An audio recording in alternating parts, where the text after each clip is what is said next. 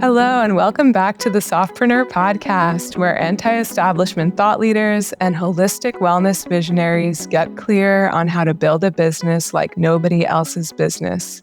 With your hosts, Elisa Joachim and Dawn Petrin. We co-create All Connected Agency, where we help the wellness industry's most disruptive thought leaders express their essence louder and prouder to create more profitability and possibility.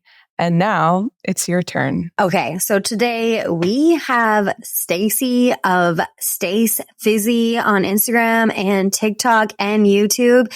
And this woman is hilarious. She is a serial entrepreneur who went from owning a fitness studio to owning a yoga studio to starting an online e-commerce, yoga and fitness clothing company.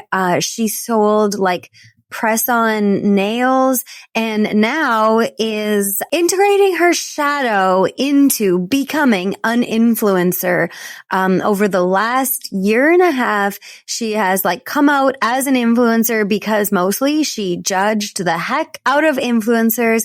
And today we're really talking about how the shadow shows up, how it keeps us small, and how and where shadow comes from, and then how you can take your shadow, turn it into your purpose and your mission, and work with things like, your family canceling you because of your online business and because of the ways you show up. So stay tuned. We get deep in this episode. And like I said, Stacy is hilarious. Yay. Welcome back, everyone. We are so excited to have my dear long-term friend, Stacy, on the pod today. And we are going to talk about all things social media, building a personal brand, and shadow work. So Stacy, welcome. Bye.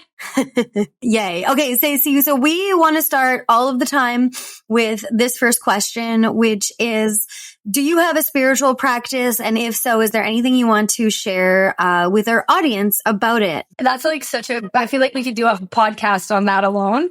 And I would just answer with my whole life is basically a spiritual practice. Yeah, I mean, that's a good start. And do you want to tell us a little bit about what it means to have your whole life be a spiritual practice? I don't really, and you need a second, you're going to have to edit this out for a second.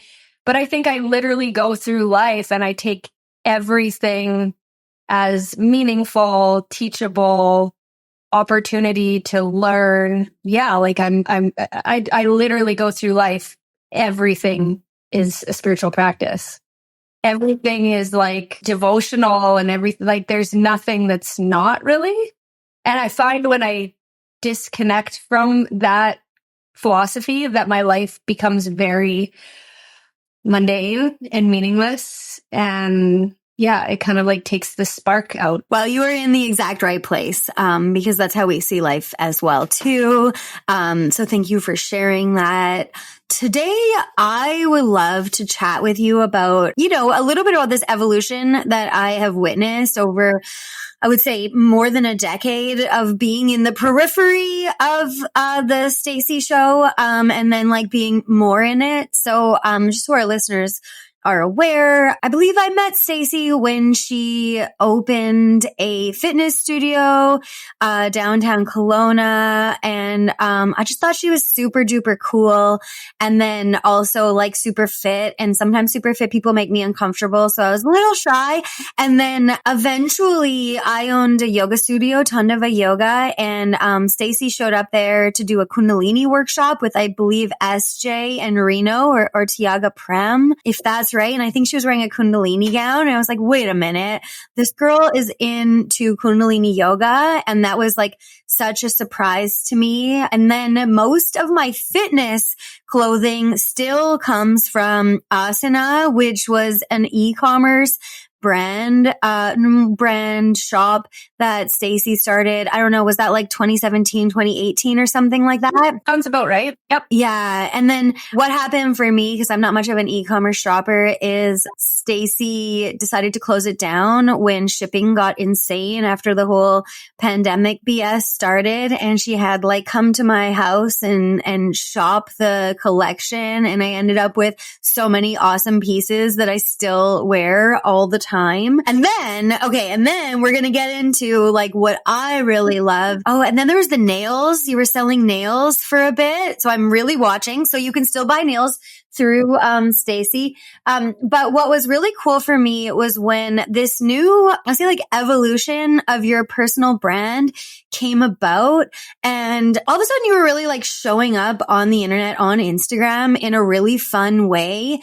And it's my understanding, and this is just from like DMs on Instagram that chatting about this podcast actually, but that like it was doing shadow work that led you to launching that brand. So can you tell us a little bit about that? Cause we're so interested. Yeah. Again, I need to just pause and think for a second, but it's all been shadow work 100%.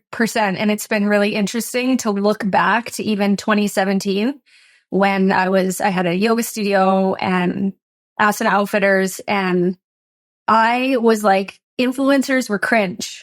And I was super judgmental. And I was like, no, like there was just no way in hell that I was ever going to do anything like that, which was really interesting and still is interesting to me to look back and see that I had such judgment about it.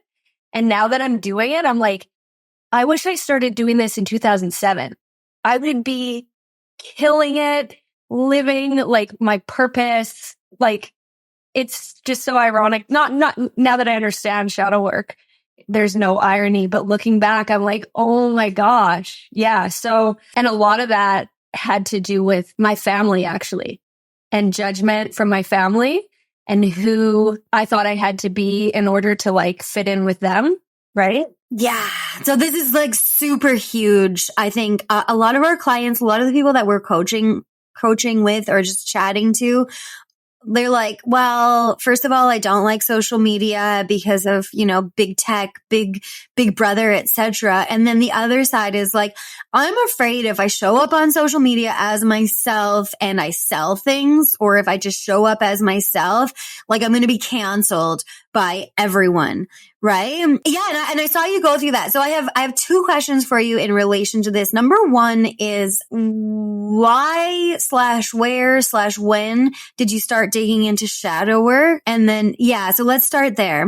Okay. So I think I've been unconsciously doing shadow work since like 2004 when I started therapy, because I was like, it's hot mess express.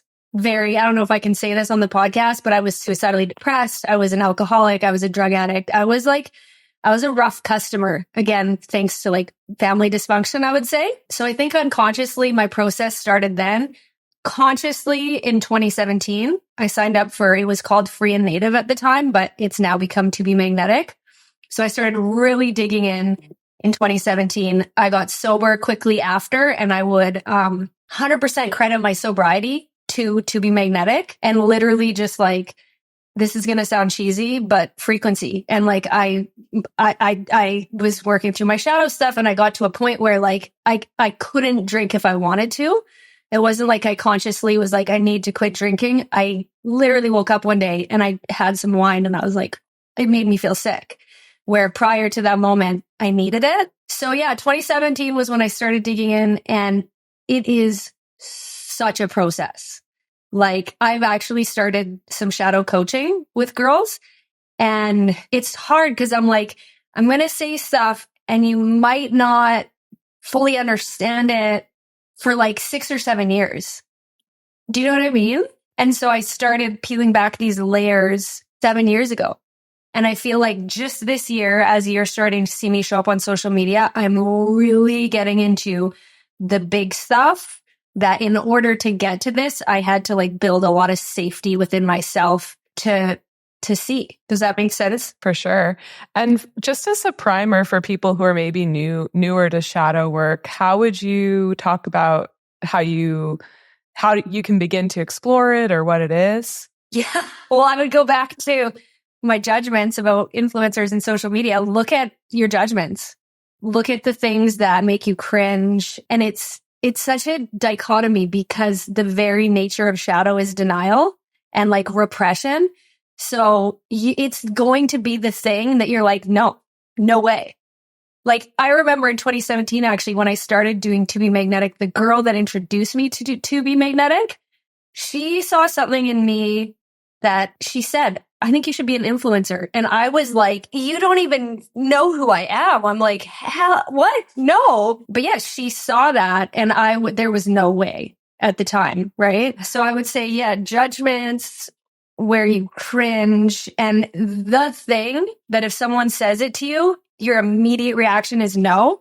Love it. And I wanted to give a little primer to our listeners in terms of like this idea of shadow. And you can, Stacey, tell me if this is like what you found with it. But this idea that I think Carl Jung is the person who's credited with the idea of shadow, or that in our first and early years of life, we learn what behaviors make us get love and care, and what aspects of us, our personality, are rejected, are not worthy of love. And so those aspects get relegated to the shadow of our awareness. And it's through some integration work that we can get to know that shadow. And I'll credit Kelly Brogan to my understanding of shadow, and also Lacey Phillips' work with To Be Magnetic. So has it been through a lot of inner child work for you? Yes, for sure. I think too, going back to what you're saying, the thing that really fascinates me is that it's all based on safety. So when you are younger and these things happen in your life, your subconscious mind like determines, okay, it's not safe for me to be seen. It's not safe for me to have boundaries. It's not safe for me to express myself. These were all things that were like very apparent to me.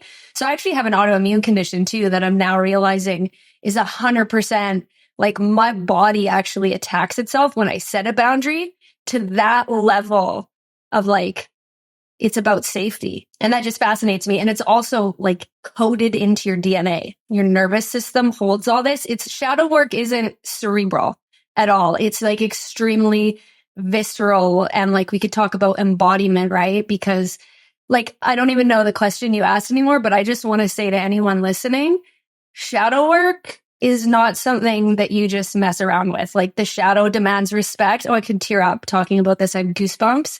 Like it's a big deal. And our shadows genuinely do. Like the whole purpose of shadow is to protect you and keep you safe. The really interesting thing is as an adult, it becomes the same thing that stands in your way of fulfillment, right? And I would say that shadow is the reason why people drink and why people overwork and overconsume and overeat and do all of the things that they do, because they're not feeling fulfilled, because there's like a wholeness or like that integration of the whole self that they're missing. That was a whole rant, but. So I want to come back and say to our listeners, Elisa and I are doing shadow work through both, yes, Kelly Brogan's work and also To Be Magnetic. And we have multiple friends doing it too. And the To Be Magnetic shadow workshop is intense and amazing. And it is really good to make sure that you have a support system around you if you decide to dive into shadow work. And that doesn't necessarily mean like a traditional therapist, but it can mean a traditional therapist. So I just wanted to like caveat, underline, like this peeling back of the onion to get to this thing that will fulfill you is a lot. And it's a lot of like what we see as spiritual practitioners in business serving other spiritual practitioners who are doing business, right? And we see business being online as a way to be more free from like the powers that shouldn't be, like big corporations and big tech, and it asks a lot of us. So one thing that's been really fun for me is watching you come out as an influencer. And I believe, I don't know, I say like 18 months ago or something, you're like, I want to be an influencer, but I don't know if you've said it quite like that. You just started like sharing about like wellness trends. So if you don't know Stacey yet, you should go follow her. That's at Stace Fizzy on Instagram. And she like does all of the wellness trends for you to see if they work. And I remember you like asking about castor oil, and I was like, been using it for years, and stuff like that. But when she first started coming out, it was like, can I say, Stacey, that you were like showing up because of Shadow telling you not to do it almost, but that you were still holding back at the beginning? 100%. Yeah. And the whole thing, it even still is that. And the more I'm integrating stuff, the more I'm pushing myself to be like, oh, this is terrifying. Do it. And the more it's like exposure therapy almost. The more that I would say, take off my armor or like get naked a little bit on the internet, the more my content goes viral, the more engagement I'm getting, the more connections I'm making. So it's been a really cool kind of experiment of this whole idea of authenticity and being magnetic. But yeah, so when I first came out on social media, I held back a lot. And I'm going to tell you what ended up happening. I shared earlier, family stuff, right, was kind of what kept me from fully being like, this is who I am. And that's really the fear with social media is if I show people who I really am, what's going to happen, right? What are they going to say about me? And in December, I don't know to this day what it was about, but I shared something on my YouTube channel, and like I shared stuff about like libido and orgasms and stuff like that I have no shame about, because the reason I'm on the planet is because someone had an orgasm. So I'm like, let's talk about this, right? No one talked to me about sex. I'm like, we should all be talking about sex. Why is this so, taboo? Anyways, I posted something, and my brother, who I've had a very difficult relationship with my whole life, I've sought his approval to like levels that are just insane. He unfriended me on social media. He literally unfriended me on Facebook, which I was kind of like, oh, maybe no big deal. But I went to see what it takes to actually unfriend someone. And I'm like, oh, he consciously was like, I don't want to follow my sister. And that to me was such a burn and a deep cut of like confirming what I'd felt my whole life, that he'll never accept me, that he'll never understand me. And like, but it was so liberating, and it was so shattering and so hard to deal with at the time, because the thing I wanted my whole life was my brother to love and accept me. And when I finally got the universe was like, he's never going to that. And I'm sure you can, watching my content, see in December, that's when I was like, okay, fuck, I have no reason to hold back anymore. And even my autoimmune condition, like I wouldn't say it went into remission, but like the healing that I've experienced since December as a result of that interesting life experience has been insane. So yeah, it's been a huge process, but the less fucks I give, the more free I feel, the more like I would call it success. But I don't even care about money or things and stuff. I just can't tell you how good it feels to finally just be like, this is who I am. And if you don't love me, like it's not a loss, it's an alignment thing. Do you know what I mean? I've been trying to shrink myself and mute myself and censor myself my whole life so that I could fit in with my family. And, in the To Be Magnetic work, there's that worst case scenario DI, which in theory is great to face your worst case scenario. And I had to do that in real life. So it was super painful and raw, but like the most liberating experience of my life. But, and that's the thing about Shadow, right? The whole thing you're trying to do is not be rejected by family, basically, or society or friends or whatever it is. But family is everything, because when you're growing up, your family is your survival. Yeah, exactly. And this is, again, credit to Kelly Brogan. At least that's where like Elisa and I got it from. And we'll probably credit her all the time. So Kelly, if you're listening, just know that all these ideas, we really got into them with you while working with you. But there's also that idea like that you can like thank your shadow or thank these coping mechanisms. And so I wonder, when you had this like rupture with your brother, I'd love to hear your process around You're probably still going through it, but coming to terms with it and then allowing it to be a liberation rather than, because you could have contracted. You know what? I think after having been contracted my entire life, I was so ready for this. And and this is how shadow work in my experience works. The shadow is also where you have a loss of power. So I gave all my power away to essentially my brother, my family, these people who were never going to accept me. And I think what happens when you're doing shadow work, I started in 2017, is you're slowly building up the nervous system capacity by feeling things that are painful, facing what's hard, integrating it. And then it's like you get a little, like lifting weights. You lift 5 pounds, then you lift 7, then you lift 8, then you lift 10, and you build your way up to like the mother wound or the father wound or the brother wound or whatever it is, right? To like, okay, I can actually face this and look at this now. So when it happened, 2 things happened. One, I was kind of like, finally I have the universe, I think, got louder and louder over the years to the point where I could no longer ignore it, where I was like, oh, the universe just handed me this on a silver platter. There's no misinterpreting what's happening here. So it was clear. I always, a lot of the time, took responsibility for things that weren't necessarily my fault. And I was kind of like, oh, but maybe I did this, or maybe I did, and maybe I am the problem, But in that case, I was like straight up. I mean, I'm curious your guys' take if your sibling unfriended you on Facebook. I have a really funny story about like some of the shadow hunting I've been doing this year. Like experiences where it was like I did a DI, and then the next day the thing that my fear in the DI was like radically exposed. Like it was like, what's the worst thing somebody would say about you? And then like somebody in my circle literally like was saying this on the phone to me the next day.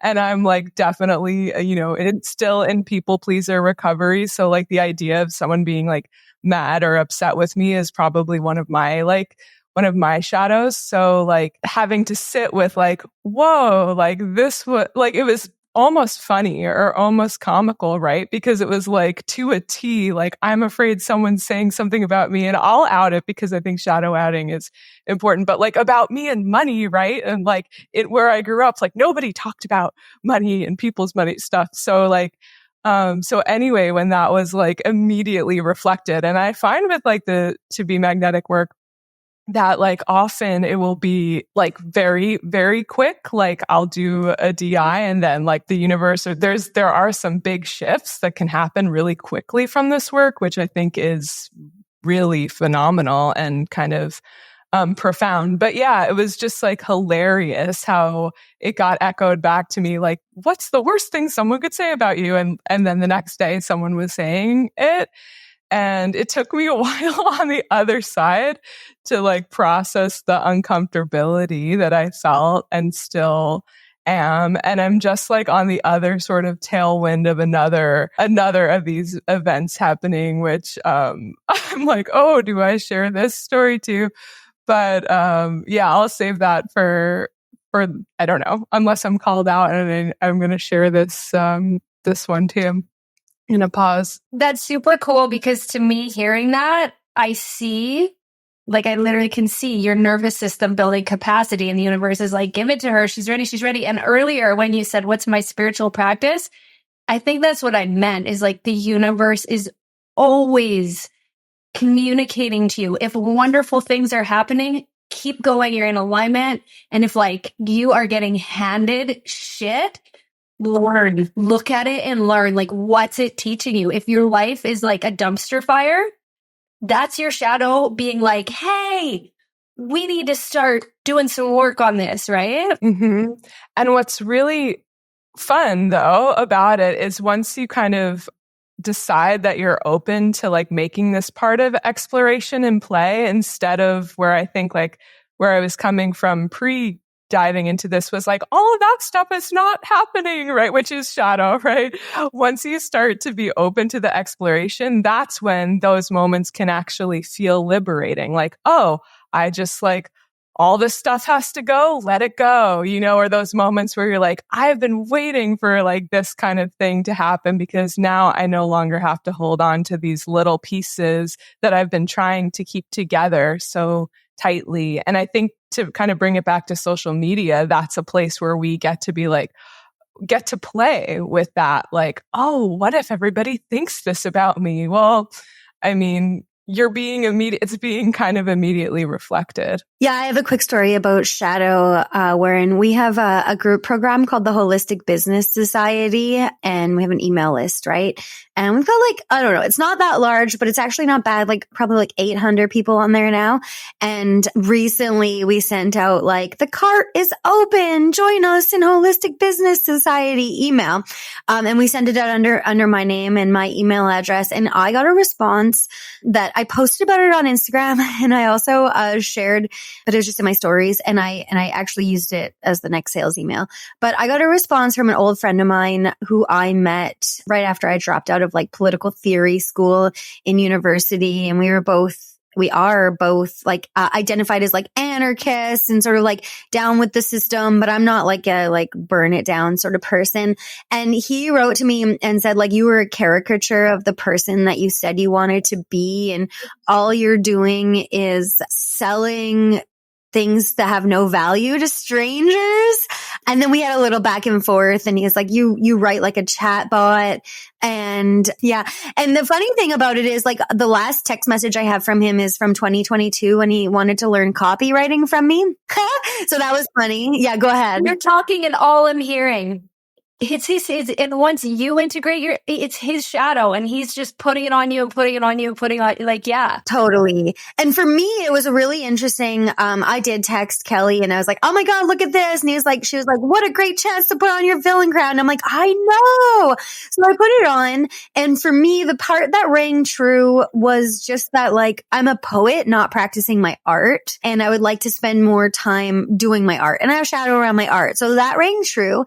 But the part that didn't ring true at all, and actually just made me feel so strong. And I actually think I've done a lot of shadow work because I owned that yoga studio. So it just asked a lot out of me. And I'm sure there are like many deeper layers that are starting to come out. But like when I do the shadow work workshop in TBM, and I like did like a bunch of us have done that shadow workshop and done that first DI in it, and like been like, never mind, I'm never doing Lacey's work again. And I did it and I was like, oh, this shit again. Here I go. So there's probably deeper to go, right? And there's a side note about this, which is like part of our shadow work, mine and Elisa's, as like girls who wanted to be actresses when we were growing up and then like hid in. Part of it for us is visibility, being seen. And so this podcast is us doing shadow work too, is just like, yeah, show up and sound stupid sometimes and sound smart other times. But yeah, like sending out a really blatant sales email, and we sent it to our whole list, not just the people who like signed up to hear about it or whatever.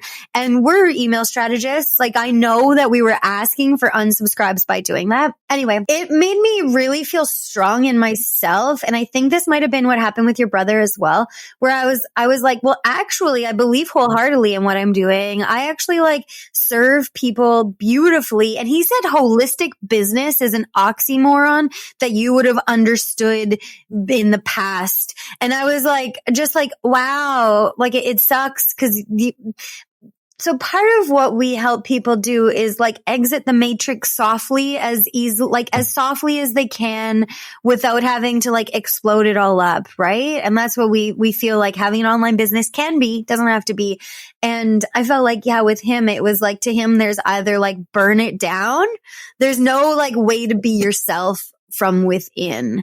And so I was just like, oh shit, like this is crazy. I had a little shock. I was making a loom at the time, and there's like 45 minutes between when I paused the loom to go to my inbox to grab something to add into the loom to like me getting back to it. But it really was a process of like 45 minutes of like shock, a little bit of back and forth with him, and then like sort of letting it go. And I think, because we only have a couple, about 9 more minutes left, I think that I want to bring this back to business in terms of we are afraid that if we show up and sell shit, that we are going to be rejected by our families, by the people who like enjoy learning from us. It's like, by the way, if you're not following Stacey, do, and then go watch her carnivore video, because that most recent one went crazy viral. And in it, she goes like, I identify as a vegan. And like, let me tell you, don't tell that, because the world, well, it's a good way to go viral anyway, because the vegans in her comments are like, you cannot identify as a vegan and eat beef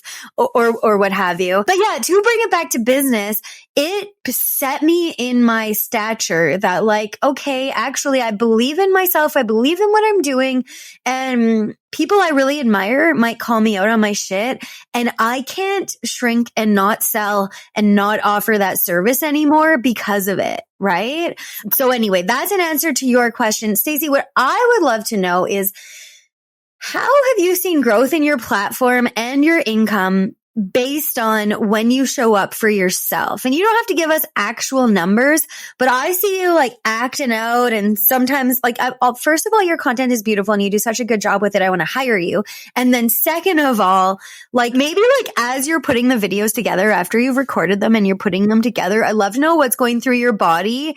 And then when you like put yourself out there, what it feels like. And then, yeah, I've seen I would say, not that I'm watching that carefully, Shadow, but I would say I've seen you gain like 5,000 followers in the last few months quickly, right? As this happened. So can you tell us a little bit about that? I would just say the more I have fun and the more I be myself and the more I let go of what other people think, the more it's amazing. And it's interesting, the correlation between my ability to do that, and I wouldn't call them hate comments, and those comments that are super polarizing, like the coincidence of me being like, I don't give a fuck.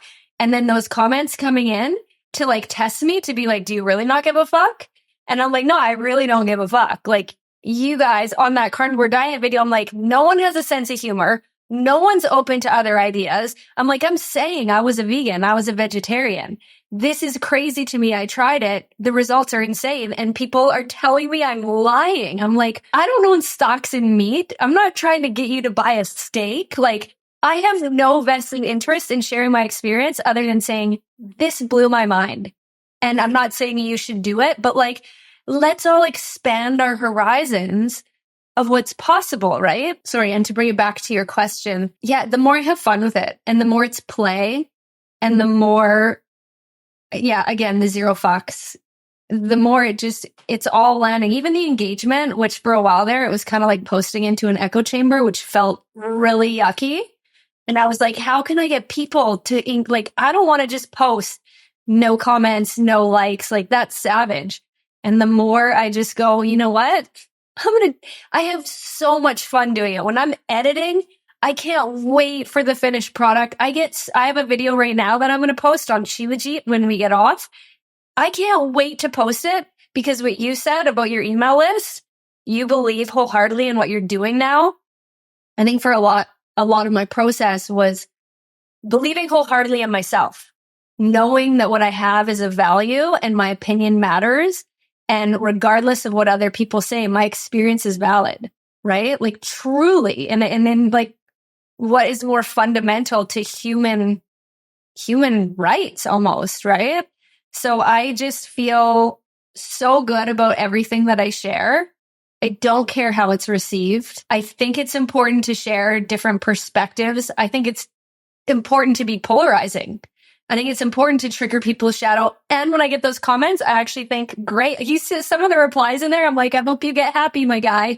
I'm like, I don't know what to tell you. Like, there was one more thing I wanted to add to that, and I can't remember. So maybe it'll come back to me. I love this so much because I feel like it reminds us or makes it so clear that especially social media is maybe like a gift, a collective gift for shadow hunting and cancel culture. Like nobody, I don't think anyone's like really a huge fan of cancel culture, but the fact that like it's giving the collective this need to shadow hunt around like, oh, we think we can cancel people or we can attack people. And we really have to watch what we say in order to maintain that love and appreciation and affection. And that, that our whole sense of self-worth is based outwardly.